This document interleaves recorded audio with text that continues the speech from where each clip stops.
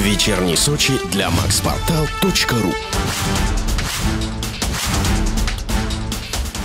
К другим новостям. Переплыть Черное море планирует Юрий Бурлак. 50-летний фотограф из Армавира отправился в турецкий город Орду, чтобы оттуда стартовать вплавь до Сочи. Всего путешественнику предстоит преодолеть по воде 400 километров. С отважным человеком встретилась Нина Лосева.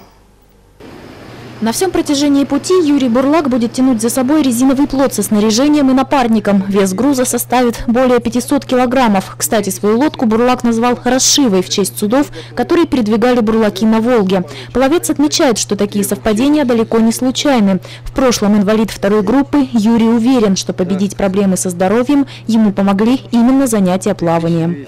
Я 10 часов в сутки сплю, 10 часов я гребу и 4 часа там кушаю и тому подобное. Призываю своей акцией, своим примером людей к тому, чтобы занимались активно вот такой физкультурой, спортом, плаванием, чтобы быть активными и здоровыми.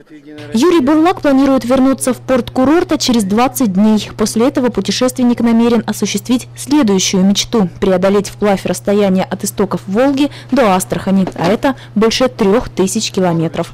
Нина Лосева, Олег Филаткин, Вечерний Сочи. Все новости Сочи на maxportal.ru.